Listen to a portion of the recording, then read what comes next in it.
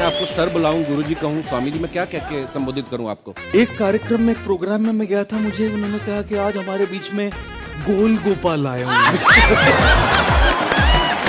अच्छा, विवेक सर के बारे में हमने सुना है कि किसी को बिजनेस से रिलेटेड प्रॉब्लम हो तो 5 सेकंड के अंदर जवाब दे देते हैं। जब भाभी जी आपको तैयार होने के बाद पूछती मैं कैसी लग रही हूँ, 5 सेकंड में जवाब दे पाते हैं आप? हर घर में ये जरूर सुना होगा सबने, बच्चों के चक्कर में तुम्हारे साथ रह रही है, वरना तुमको तो कब का छोड़ के चली गई होती है। ये बड़ा कॉमन सवाल है। आपके फॉलोअर्स में रवीना टंडन भी है एक, तो जब आप आए कितनी मुस्कुराहट आएगी साहब। मैंने देखा आपके पास हर समस्या का समाधान होता है, तो ये रही मेरी समस्या। समस्या क्या? वाइफ हूँ मैं तुम्हारी। प्राचीन काल में वाइफ को समस्या कहा जाता था। तो हस्बैंड को क्या कहा जाता था? हस्बैंड को कहा जाता था कि कोई नहीं, बुरा वक्त है, टल जाएगा। हिंदुस्तान में जो बनेगी आलिया उसी को मिलेगा कालिया। हम सफेद कुर्ता पहन लेते हैं ना तो लगता है जैसे बतासा में चिमटा घुसा हुआ है। अरे यूपीएससी ना खखोर के पूछता है कुछ हो। अब जैसे किसी को कह देंगे मामा जी तो आराम से समझ में आ जाएगा। कहेंगे हमारे बाप के सार, तो कहेंगे कौन सी बोल रहा है बाप के सार? अरे मामा जी को ही बोला जाता है बाप के सार।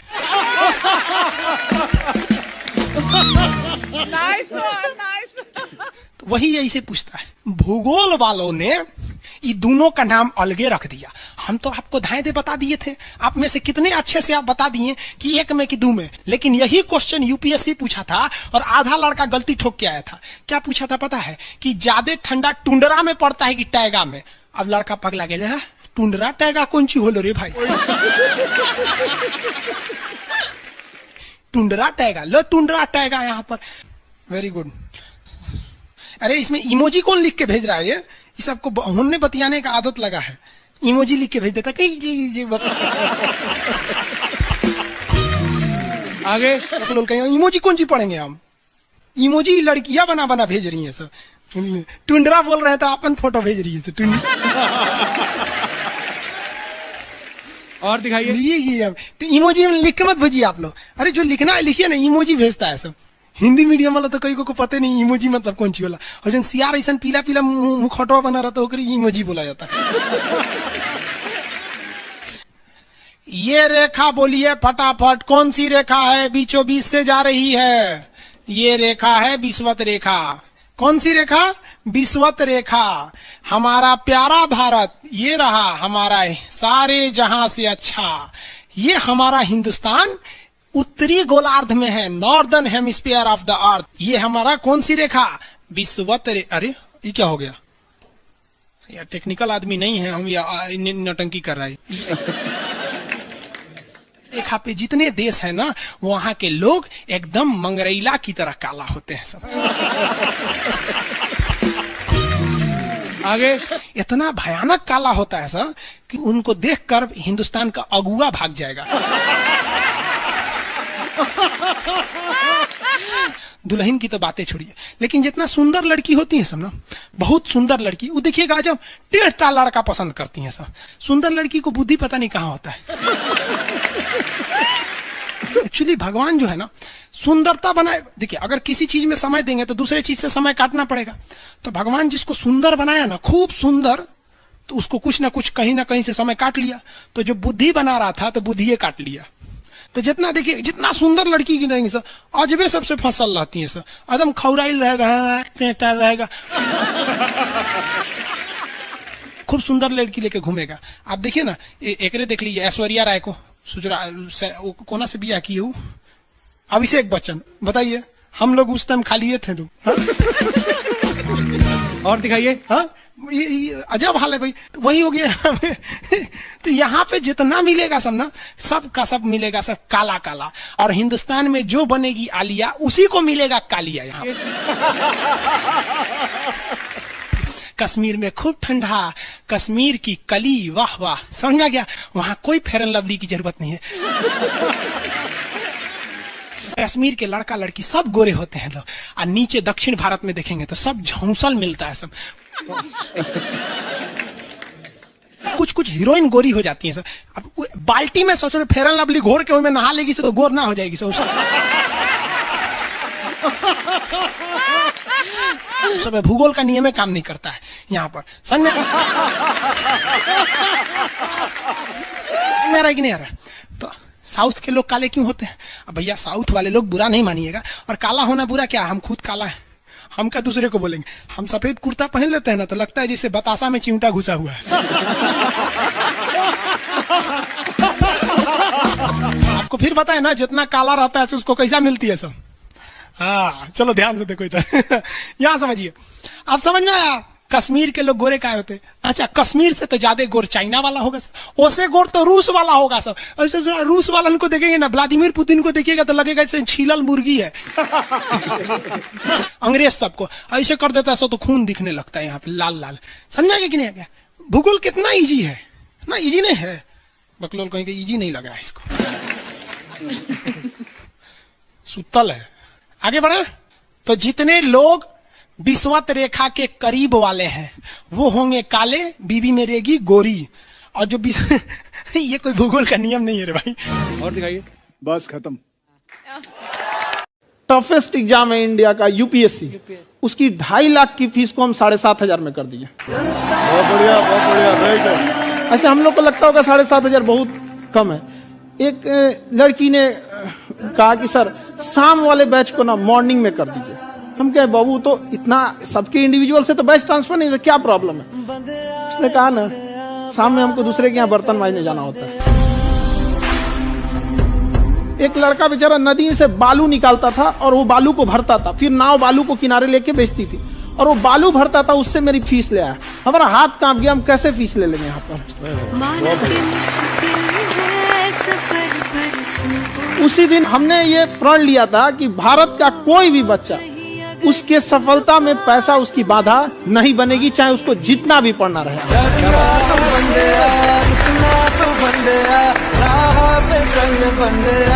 मुस्कुराहट आई खान साहब आपके। आप पटना से है ना? हाँ। हमें भी पटना पसंद है। बताइए आपके पीछे पड़ा कोई क्रेजी फैन ऐसा? आजकल के फैंस ये खान सर।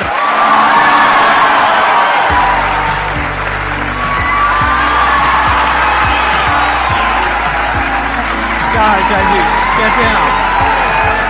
सीरियल तो और ससुरा चौपट रहता है। देखो सीरियल में समझे में नहीं आता। अच्छा एक चीज कभी गौर किए हो, सीरियल में ना हीरोइन जो होती है सब, यानी जो उसमें वो लीडिंग कैरेक्टर में होते हैं सब। आदमी सीरियल में झुंझुन्ना रहता है। आप सीरियल को ध्यान से देखिएगा, आदमी का रोल क्या होता है। जैसे सीरियल चालू होगा, आदमी को शीशा के सामने टाई लगाते दिखाया जाएगा, उसकी पत्नी बैग लेके खड़ा रहेगी। अगला सीन में वो ऑफिस में लैपटॉप खोला है, खत्म काम उसका, सीरियल खत्म, बाकी सब महिला। अच्छा तू खाना बनाई है, नमक झोंक देगी जा।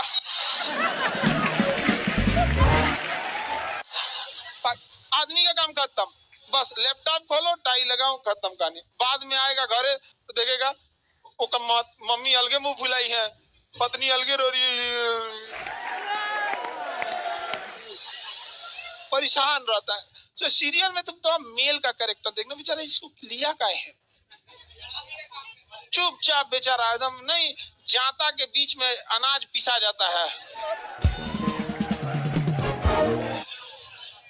समझ में आ गया कि नहीं आ गया? सब बेचारा पिसा जाता है यहाँ से।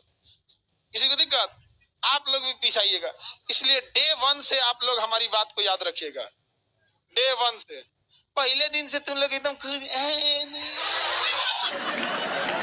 समझ में आता है। तुम्हारा उम्र कितना है रे अभी? तो तुम बोल दिया, पूरा क्लास का माहौल खराब करके रख दिया।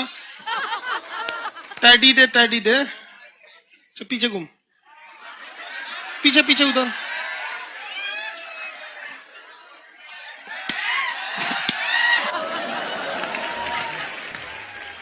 पढ़ने का उम्र है, पढ़ाई कर ले।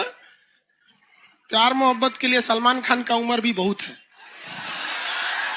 और जिसको तुम दिन रात पीछे पड़ता है ना, सलमान खान बुढ़ौती में उसको 2 मिनट में फंसा लेगा।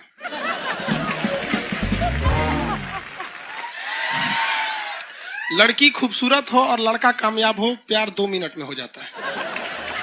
आगे तुम हम लोग को तो ये याद रखियो भैया, हम बजरंग बली के बहुत बड़का वाला, हमरा से हमने ये सब प्यार मोहब्बत वाला बात, हमारा दिमाग जल जाता है। ये भारत की संस्कृति है बाबू। ये अंग्रेजों के यहाँ वैलेंटाइन डे होता है, जहां हर साल उनके प्यार मोहब्बत बदल जाया करते हैं, अगले साल दूसरे को वो लोग करते हैं। भारत की संस्कृति है, यहाँ एक बार जिनसे प्यार होता है 7 जन्मों का रिश्ता निभाने के लिए 7 फेरे लेते हैं वो लोग।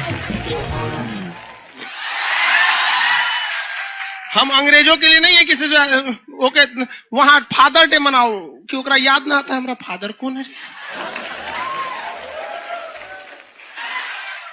तुम मम्मी से पूछो, मम्मी 2013 में तुम किसके साथ शादी की थी? ओहो, जॉन डिसूजा, उसके बाद विक्टर।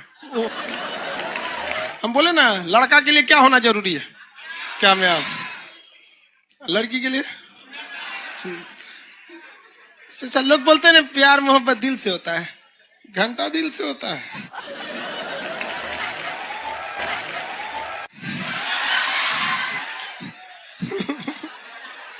अगर प्यार दिल से होता तो सारा ब्यूटी पार्लर बंद हो चुके रहते।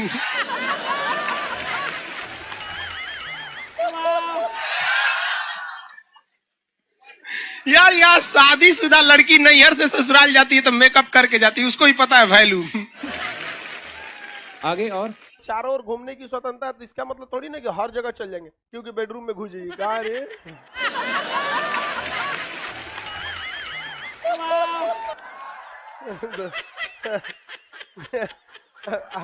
आज जाके कह दीजिए खान सर बोले थे चारों ओर घूमने की स्वतंत्रता, के कचर के मारेगा आपको। अगला स्टेशन कैंट एरिया है, वसंत विहार। जिनके पास इस स्टेशन पर उतरने का कार्ड ना हो न उतरे, और आपके पास कार्ड नहीं है उतर गए, चल ना घूम के आते दूसरे का मेट्रो से, तो वहाँ बैठल रहेगा आर्मी वाला धो देगा। अगले मेट्रो में आप जाएंगे नहीं, पहुंचाए जाएंगे। घर में भी देखिएगा ना, महिला हड़ताल करेगी तो बोलबे नहीं करेगी दीदी।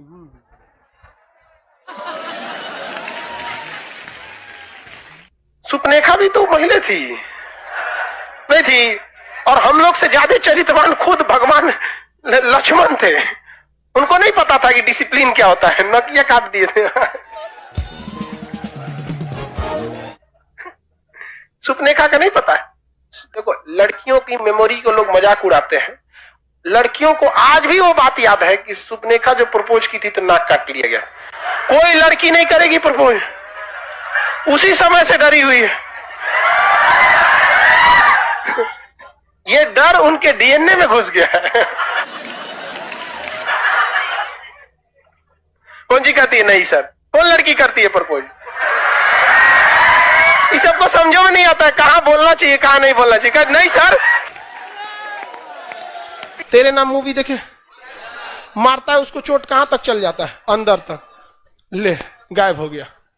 गजनी देखे, हाँ मारता है तो क्या हो जाता है, पूरा उसका ब्रेन गड़बड़ा जाता है। समझा गया कि नहीं? गल बहुत खतरनाक, दोनों ससुरा पिटाया सब लड़की के चक्कर में। प्यार करने से पहले अंजाम देख लो, यकीन ना आए तो गजनी और तेरे नाम देख लो। एक्चुअली मैचिंग भी है। क्या जरूरत है भैया पिटाने की, इतना मेहनत से भगवान ने ब्रेन दिया। आप लोग जीवन भर मेहनत कर करके इसमें डाउनलोड करते रहते हैं, कभी फिजिक्स, बायोलॉजी, केमिस्ट्री, कोनो लड़की के चक्कर में फरवा के चलेंगे। क्या हो गया फिर? लाइव वाले सब समझ रहा है, हाँ ये लाइव वाला भी बहुत होशियार है, ये उधर हंसता है सब। ये कैसे हंसता है सब पता है? इमोजी बना देता है से।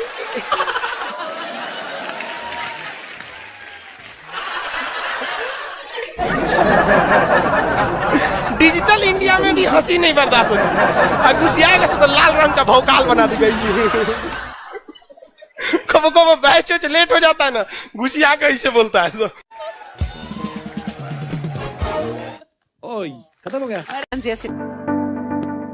आप में से कितने लोग हैं जो बहुत एक्साइटेड हैं आज के सेशन को लेकर के? तो अब मैं जैसे ही आपको नाम बताऊंगा उनका, जो हमारे आज के गेस्ट हैं, तो आपका जो एक्साइटमेंट लेवल है वो और बढ़ जाएगा। ये बताने से पहले कि गेस्ट कौन है, मैं आपको थोड़ा सा बताता हूं यूट्यूब के बारे में। यूट्यूब में क्या है कि पूरे वर्ल्ड की अगर बात करी जाए तो करोड़ों चैनल्स हैं जो अलग अलग जॉनर्स में है, अलग अलग कैटेगरीज में है। उसमें से 2 बड़ी कैटेगरीज है, मोटिवेशन और एजुकेशन। पूरे वर्ल्ड में जो वर्ल्ड का नंबर 1 मोटिवेशन चैनल है वो मेरा है, और जो वर्ल्ड का नंबर 1 एजुकेशन चैनल है किसी इंडिपेंडेंट क्रिएटर का, वो उनका है, जो कि हमारे गेस्ट हैं। उनके 17 मिलियन से ज्यादा सब्सक्राइबर्स हैं। Please give an energetic and warm welcome to the one and only Khan sir.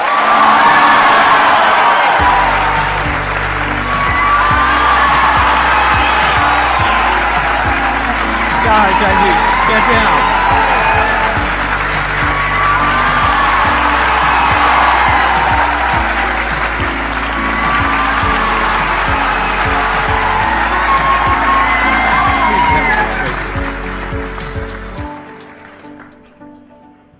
इससे पहले कि ऑडियंस आपसे कुछ पूछे या इंटरेक्ट करे, मेरे माइंड में एक क्वेश्चन है आपके लिए जी। जो बच्चे हैं वो आपके इतने दीवाने क्यों हैं, इतने पागल क्यों हैं आपके पीछे? मतलब मेरे कमेंट सेक्शन में भरा पड़ा था, खान सर कब आएंगे, खान सर कब आएंगे। मतलब ऐसा क्या जादू कर दिया आपने बच्चों के ऊपर? ये सवाल हम आपसे भी पूछते हैं, हमारे पे भी इतना कमेंट आया, इतना मेरे तो ऑफिस में लोग चले आए कि सर कब जा रहे हैं। अच्छा। क्योंकि हम लोग का तो एग्जैक्ट है, वही पढ़ाना है। हाँ। तो देखिए, हम लोग का मेन है कि बच्चों को जो जरूरत रहती है, कि अगर लड़का पढ़ने आ रहा है ना, उसके मन में कोई डाउट ना रह जाए। हम उसको कहते हैं कि हम तुम्हें पढ़ा रहे हैं, दम है तो भूल के दिखाओ, याद करके नहीं।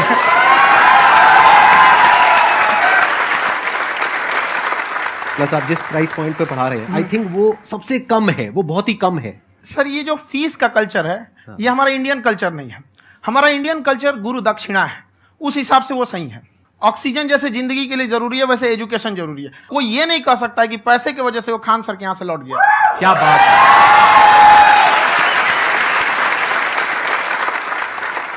मैंने देखा कि आपका ये जो चैनल है कि ये पिछले 3 साल के अंदर अंदर ही ग्रो किया है। हमको जब चैनल शुरू हुआ तो एक दिन में हम 4-5 वीडियो बनाए।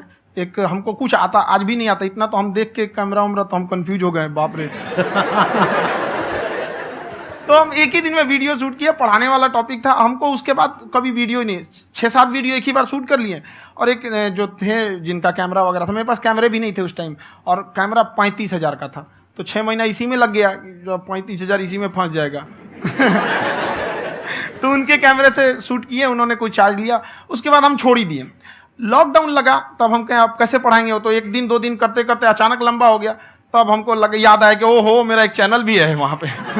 तो उस समय उस पर लगभग 30,000 सब्सक्राइबर हो चुके थे। तो जैसे लॉकडाउन लगा तो उस पर पढ़ाना चालू किया, और पता नहीं क्या लोगों को पढ़ाई में इतना इंटरेस्ट आ गया कि आपका स्टाइल ऐसा है थोड़ा सा। आप आई थिंक पढ़ाई के साथ साथ में जो बीच बीच में आप थोड़ा बहुत छोड़ते रहते हैं ना, मतलब जो एंटरटेनमेंट चलता रहता है। ये बात हम देखिए, जब हम गुलाम थे ना, तो अंग्रेजों ने एक चाल चला था कि भारत को हम फिजिकली गुलाम रखेंगे 100-200 साल, मेंटली 1000 साल कर देंगे।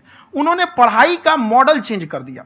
उन्होंने ऐसा डिजाइन किया कि ये टीचर की रिस्पॉन्सिबिलिटी है, वो पढ़ा के चला जाए। टीचर की रिस्पॉन्सिबिलिटी यहां खत्म नहीं हो जाती है। पढ़ाना तो कोई भी पढ़ा सकता है, टीचर की इससे बड़ी रिस्पॉन्सिबिलिटी होती है उसे समझाना। वो समझा कि नहीं समझा। अगर लड़का आपके समझाने के बाद डाउट रह गया तो ये आपकी गलती है। लड़का हमसे पूछता है, सर इतनी भीड़ है आपके पास, तो कहे सर डाउट कैसे पूछेंगे? हम कह रहे यार तुम्हारा डाउट बचेगा तब ना पूछेगा तुम डाउट यहाँ पे।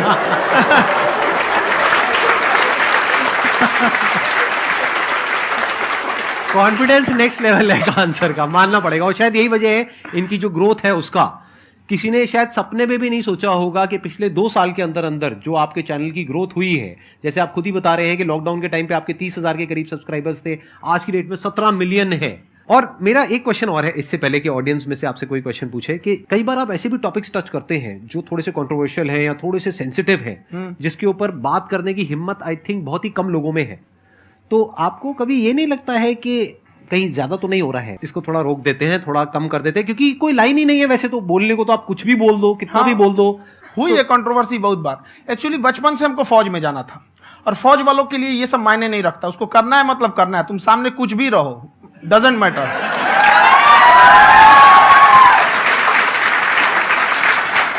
और मैंने YouTube पे देखा कुछ वीडियोस में कि आपका जो इंस्टीट्यूट है वहां पर आज से कुछ साल पहले कुछ बम गिरे थे। कुछ गिरे थे, कुछ तो बहुत सॉलिड जगह गिरा था, फटा नहीं वो। मतलब आपके आसपास? हाँ, बम को भी पता है कि टीचर की इज्जत किया जाता है। क्या बात है, क्या बात है।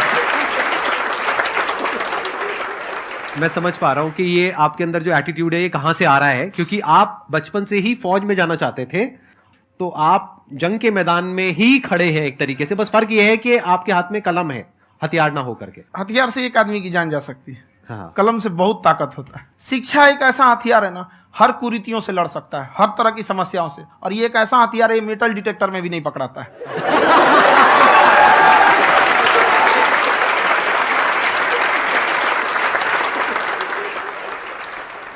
मेरा क्वेश्चन ये है कि अभी प्राइवेट ऑर्गेनाइजेशंस में पीटने का, पनिशमेंट का ये सिस्टम जो है खत्म हो गया है। हम आपके वीडियो में देखे हैं सर कि आप एक बड़ा सा रोल रखे रहते हैं, पुलिस वाला लाठी है वो, पुलिस वाला लाठी है, और स्टेज पे बुला के बच्चों को उसी से धुनाई शुरू कर देते हैं मस्त एकदम से, है ना।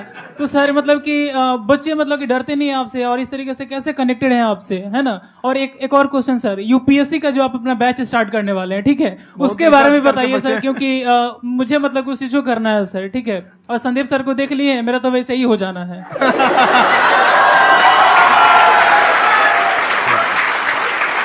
क्या हो जाना है? मेरा पूरा कंप्लीट करो। I'll be an IAS officer next year because I have seen you, sir. My day is like complete, sir. All the best. Thank you so much, sir. Thank you. पूरा बोला करो। Thank you.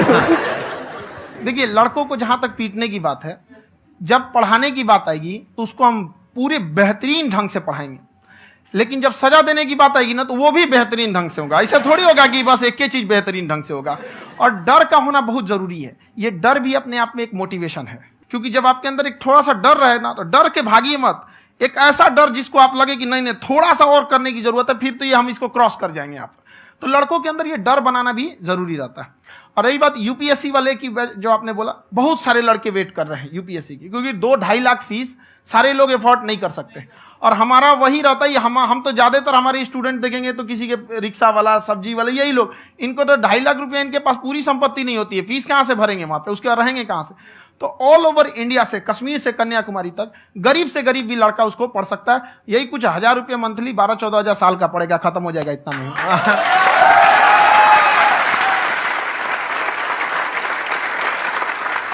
ये जो डंडे वाली बात इन्होंने कही, ये सच है? मतलब आप सच में एक डंडा रखते हो? पुलिस का ही है वो। और मारते हो? हाँ। कि मतलब अगर कोई लड़की छेड़ता है या ऐसा कोई भी उल्टा पुल्टा काम पढ़ाई करता लिखाई है, कुछ भी गलती करेंगे तो पिटाएंगे वो। यहाँ पे कैमरे पे ऑन कैमरा जैसा भी रहे, कुछ भी पिटाना तो उनको फिक्स है। एक तो कोई मतलब विधायक जी थे, उनके लड़का को पीट दिए, तो चला दल बल लेके अपना वहां पे। उसने घर पे नहीं बताया था कि सर ने पीटा है, बस बोल दिया कोचिंग में पीटा है। बाद में पता चला हम पीटे हैं, तो उसके पिताजी मेरे सामने और पीटे।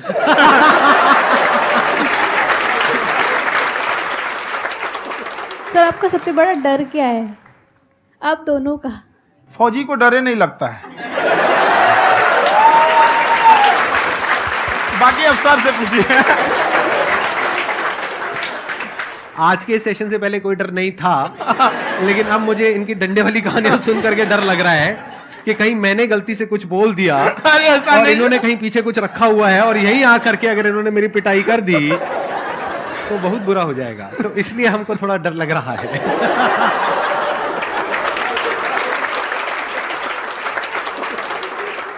आपकी डेली कितने घंटे क्लासेस होती हैं? 6-7 घंटे। अभी भी खुद ही करते हो आप? हाँ, हमारे स्टाफ परेशान रहते हैं। हम 1:30-2 बजे सोते हैं, सुबह 6 बजे उठ जाते हैं, परेशान रहते हैं। अरे इतना क्यों करते हो, है ना? कभी तो उनको भी साथ साथ लगना पड़ता है ना? उनको साथ साथ लगना पड़ता है। हम जग गए हैं तो कोई सोया थोड़ी रहेगा, परेशान रहते। दिन में सोते ही नहीं है बेचारा, कहीं कहीं जाके सोते रहता है। तो हम सीट बांध दिए कि भाई तुम इस समय सो जाना, तुम इधर सो जाना। आपकी शादी हो गई या नहीं हुई अभी? मेरी खुशहाली देख के आप आइडिया लगा सकते हैं।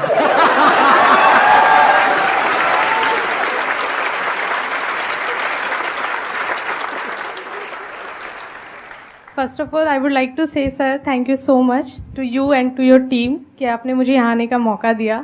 एंड सर अब तक मैंने आपको सिर्फ फ़ोन या लैपटॉप में ही देखा है दोनों को, आज फर्स्ट टाइम लाइव देख रही हूँ तो बहुत अच्छा लग रहा है। तो मेरा क्वेश्चन ये है सर आपसे, जब हम लाइफ में कोई डिसीज़न लेते हैं कि हमें ये पर्टिकुलर चीज़ करनी है, और क्योंकि हम डिसीज़न लेते हैं तो हमारी आदत है कि पहले हम 4 लोगों से पूछते हैं कि तू बता तेरी क्या राय है, तू बता तेरी क्या राय है। तो उनमें से अगर कोई हमें कह देता है कि ये बेकार डिसीज़न है मत कर, तो हमारा माइंड कहीं ना कहीं डाइवर्ट होने लगता है और उसकी वजह से हम अपना डिसीजन चेंज कर देते हैं। तो मेरा क्वेश्चन ये है कि कैसे हम अपने डिसीजन पे स्टिक रहे, कैसे हम जो दूसरे के ओपिनियन है उनको अफेक्ट ना होने दें अपने ऊपर। दूसरे से सलाह लेने से पहले एक बार खुद उस पर रिसर्च कर लेना चाहिए, ताकि आप सामने वाला क्या सलाह दे रहा है आपको समझ में आना चाहिए। यहाँ पर ऐसा नहीं है कि कई बार ऐसे होते हैं कि दूसरे वाले को एक्सपीरियंस होता है, तो अगर आपको पहले से आइडिया है, उसके बारे में आप बेहतरीन ढंग से रिसर्च किए हैं कि क्या इसमें प्लस पॉइंट है, क्या निगेटिव है, उसके बाद आप किसी से सलाह लेने जाइए। ये नहीं कि मन में आया सीधा बताओ, गड़बड़ा जाएगा। तो वहाँ पे पहले आपको R&D करना पड़ता है, समझ में आया कि नहीं। और जिंदगी हो या गाड़ी, जीतेगा वही जो टाइम पे गियर चेंज कर रहा है। तो डिसीजन चेंज करना बहुत ज्यादा गलत नहीं है। इन्होंने बहुत अच्छी बात कही है और मैं इसी बात में थोड़ा सा और ऐड ऑन करूंगा कि ये जो आपने कहा ना कि अपने डिसीजन पे स्टिक कैसे रहें, ये कोई अच्छी क्वालिटी नहीं है, क्योंकि टाइम टू टाइम आपको अपने डिसीजंस को चेंज करना होता है। जैसे आपने 4 लोगों से डिस्कस किया, कोई इंसान कुछ पॉजिटिव बोल रहा है, कोई नेगेटिव बोल रहा है, उससे फर्क नहीं पड़ना चाहिए। डिपेंड ये करता है कि वो जो बोल रहा है उसका बेसिस क्या है। क्या वो किसी नॉलेज या एक्सपीरियंस के बेस पे बोल रहा है या ऐसे ही कुछ भी बोल रहा है? ऐसे ही बोल रहा है तो फिर उसकी बात पे ध्यान क्यों दे रहे हो?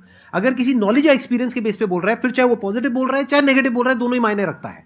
उसके बाद में रिसर्च करनी है और फिर रिसर्च करने के बाद में फाइनल डिसीजन अपना खुद का होना चाहिए। अब वो डिसीजन उससे अलग भी हो सकता है जो आपने पहले लिया था, और वो सेम भी हो सकता है।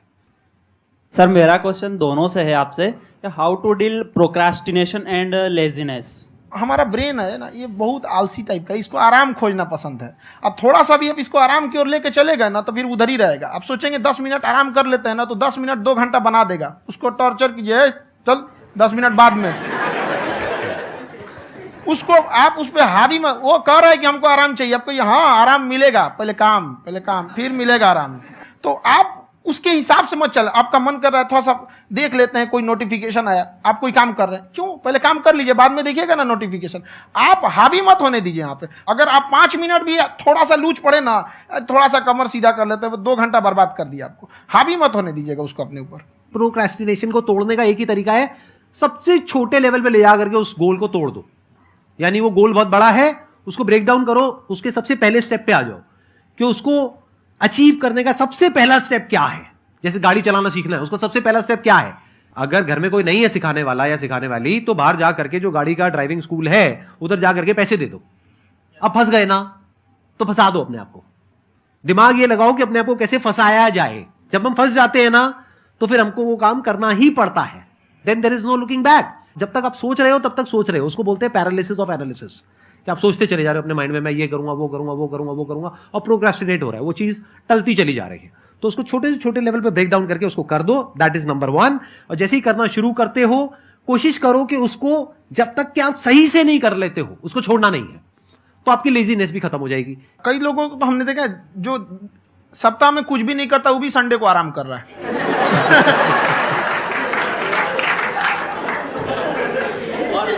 वैसे कहा भी जाता है कि अगर कोई काम आपको करवाना है ना तो ऐसे किसी इंसान को दो जो बिजी है। हाँ। ऐसे आदमी को मत दो जो खाली है। ये परफेक्ट एग्जाम। किसी को भी आप देखिएगा जिसको आप कहते हैं कि मतलब थोड़ा ठीक ठाक आप समझते हैं कि नहीं ये बहुत आगे निकल, वो एक काम को खत्म करने के बाद कभी आराम नहीं करेगा। एक काम खत्म हुआ उसको लगेगा हाँ एक खत्म हो गया, अब दूसरा करना चाहिए। और वही जिसको देखिएगा एक खत्म हो गया और आराम करना चाहिए, कभी नहीं, लाइफ में आखिरी सांस तक। सर यहाँ पे सब हिंदी में पूछते हैं, इंग्लिश में पूछते हैं, मैं भोजपुरी में पूछूं? जौन भाषा ठीक लगे तोने में पूछ दो। हाँ सर।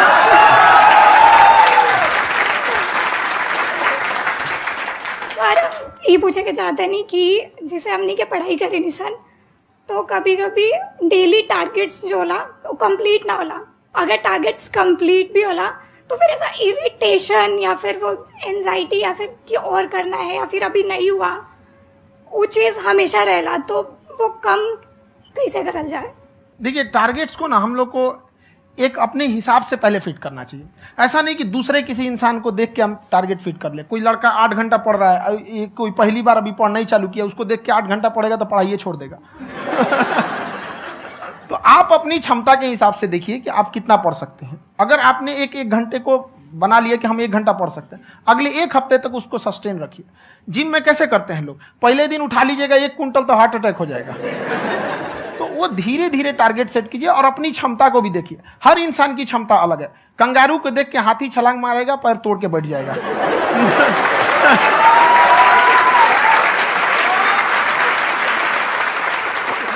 अब संदीप सर का मोटिवेशन देख के इसका मतलब क्या कि ट्रेन के आगे खड़ा हो जाएंगे, ढकेल देंगे तुमको। हालांकि ऐसा कर देते हैं, लेकिन ऐसा करिएगा लोग नहीं, क्षमता पता होना चाहिए।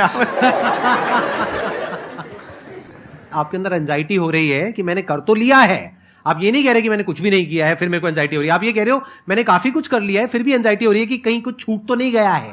तो बेसिकली आपको ये देखना है कि अगर आपके अंदर ये एंजाइटी हो रही है, that means you are a very good student, आप एक अच्छे स्टूडेंट हो।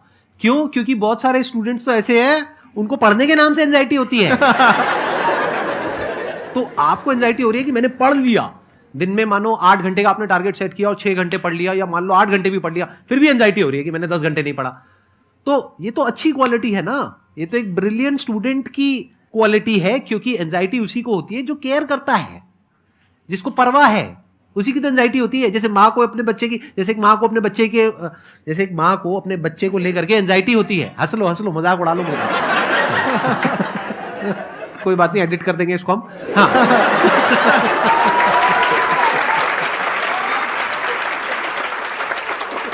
जैसे एक माँ है, उसको अपने बच्चे को लेकर के एंजाइटी होती है, थोड़ी सी भी तबीयत खराब हो जाए उसको एंजाइटी होती है, चाहे बच्चा ठीक भी है, डॉक्टर को नहीं होती है।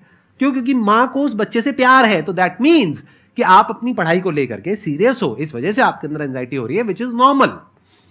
जहां पर प्यार मोहब्बत होती है वहां पर थोड़ी बहुत एंजाइटी तो होती ही है ना। समझ रहे हो ना मैं क्या कहना चाह रहा हूं? आप लोग समझ रहे हो ना मैं कहां जा रहा हूं? जब वो किसी और से बात करती है तो एंजाइटी होती है ना।